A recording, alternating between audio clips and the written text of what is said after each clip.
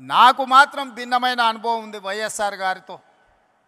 నేను మొదటిసారి 2007లో మొట్టమొదట స్థానిక సంస్థల నుంచి శాసనమండలి సభ్యుడిగా నేను కావచ్చు, మా మిత్రుడు బట్టి గారు కావచ్చు, లేదా మా గిడుగు రుద్రరాజు గారు కావచ్చు, లేదా పెద్దలు సిపిఐ నారాయణ గారు, వాళ్ళు ఎవరు ముఖ్యమంత్రిగా ఉన్నా వాళ్ళతో కలిసి ఉన్నా వాళ్ళతో కలిసి లేకపోయినా సమస్యల్ని గుర్తు చేసే విధానంలో మనమందరం చూస్తూ 2007నే మొదటిసారి శాసనమండలి సభ్యుడిగా సభకు వెళ్ళినప్పుడు ఐఏఎస్కు ఐపీఎస్కు ప్రిపేర్ అయ్యే వాళ్ళు కూడా రాత్రంతా చదివేవాళ్ళు నాకు తెలీదు, చదివితేనే ఐఏఎస్ అయ్యిండ్రో కాలేదో నాకు తెలీదు.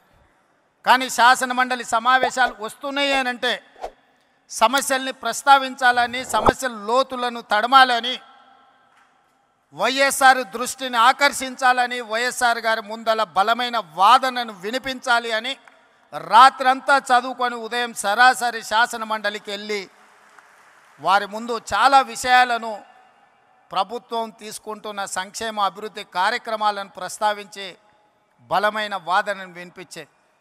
అదే కాదు 2009లో మళ్ళీ వైఎస్ఆర్ గారు రెండవసారి ముఖ్యమంత్రి అయినప్పుడు నేను మొదటిసారి శాసనసభ్యుడిగా ఎన్నికైన అదే విధానాన్ని కొనసాగిస్తూ మొట్టమొదటి బడ్జెట్ సమావేశాలలో వైఎస్ఆర్ గారు బడ్జెట్ను ప్రవేశపెట్టిన తర్వాత ప్రధాన ప్రతిపక్ష పార్టీ నుంచి దాదాపుగా 40 నిమిషాలు ఏకధాటిగా అంశాలను ప్రస్తావించినప్పుడు మధ్య మధ్యలో ముఖ్యమంత్రిగా పిల్లవాడని కాకుండా ప్రోత్సహించాలన్న ఆలోచనతోని నేను లేవనెత్తిన అంశాలకు డాక్టర్ వైఎస్ రాజశేఖర రెడ్డి గారు లేచి సమాధానం ఇచ్చేవాళ్ళు.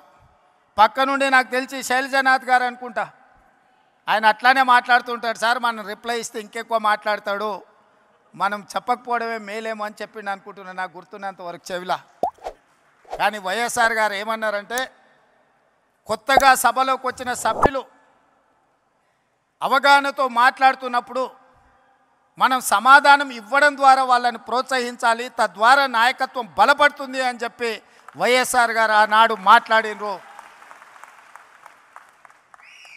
ఈరోజు తెలంగాణ రాష్ట్ర ముఖ్యమంత్రిగా సభానాయకుడిగా నేను అక్కడ కూర్చున్నప్పుడు మొట్టమొదట గుర్తు చేసుకున్నది వైఎస్ఆర్ గారు ఆ రోజు మాట్లాడిన విషయం.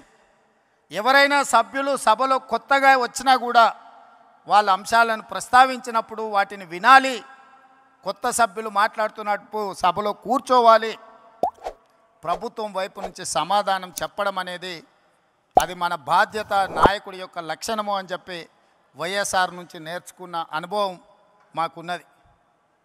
పాలకపక్షంలో ప్రభుత్వంలో సంక్షేమం అభివృద్ధే కాదు, ప్రతిపక్షంలో ఉన్నప్పుడు మన పట్ల వైఎస్ఆర్ గారు వ్యవహరించిన తీరు కూడా ఈరోజు మనం ఆదర్శంగా తీసుకోవాల్సిన అవసరం ఉన్నది. ఏదైనా ముఖ్యంగా కమ్యూనిస్టు సోదరులు కావచ్చు, ప్రతిపక్షాలు కావచ్చు, ప్రజల తరఫున అంగన్వాడీ వర్కర్స్ కావచ్చు, ఆశా వర్కర్లు కావచ్చు, రిక్షా కార్మికులు కావచ్చు, చిన్న చిన్న కార్మిక సంస్థల నుంచి కూడా ఏదైనా రిప్రజెంటేషన్ తీసుకెళ్ళినప్పుడు సాయంత్రం 4 గంటల నుంచి 6 గంటల వరకు ప్రతిపక్షాలతో, కార్మిక సంఘాలతో, రైతు కూలీ సంఘాలతో డాక్టర్ వైఎస్ రాజశేఖర రెడ్డి గారు సమయం ఇచ్చి వాళ్ళు ఇచ్చే విజ్ఞప్తులు తీసుకొని ఆ సమస్యల్ని పరిష్కరించేటందుకు ప్రయత్నం చేసేవాడు. ఉదయం ప్రజలు ఎవరు వచ్చినా ప్రజా దర్బార్లో వాళ్ళు ఇచ్చే విజ్ఞప్తులు తీసుకునేవాడు.